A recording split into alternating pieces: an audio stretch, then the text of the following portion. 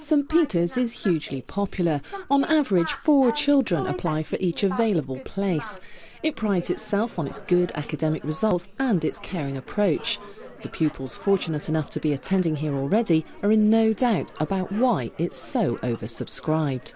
It's just the general package of grades, teachers, just nice atmosphere. People are happier, more people, like attendance here would be better than in a school that's not so popular because children actually like to come here. I don't really want to go to school where I'm not in with a chance of doing well in GCSEs, and I felt that I would be in with that chance here. It's just the way that you feel and the way that it feels like a second home. We're free. As a faith school, priority is given to Catholic applicants, and that means local churches in Guildford see a rise in attendance of families with children aged 10 and 11.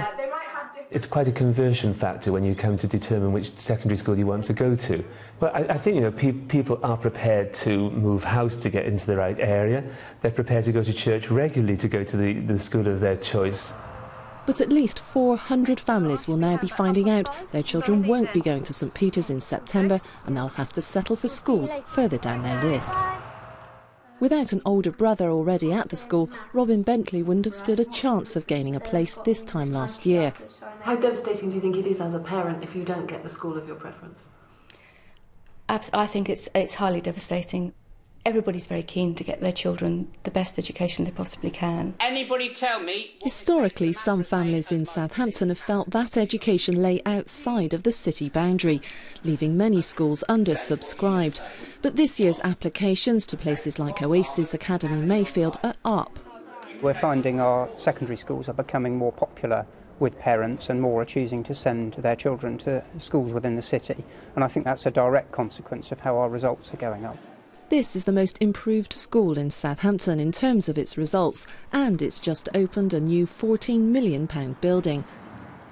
Yet for well over half of the 210 children who'll be starting here in September, it wasn't their first choice. Do you think, in a sense, parents do vote with their feet? Most definitely. I think the parents do, and I think that parents should. Outcomes, enjoyment, fulfilment, aspiration, all of these things are what parents want for their kids, and that's what we want for all of our students. At the helm for 3 years so far, the principal says it takes time for a school to overcome a poor reputation from the past and change and improve. Pupils agree. It's going to be a really good school by the time they're finished. In the future, this school, students are going to fight to get here. This will be amazing. This school will be so successful. The overwhelming majority of parents are happy with the schools they receive, but those that aren't and want to appeal now face a worrying and uncertain few months.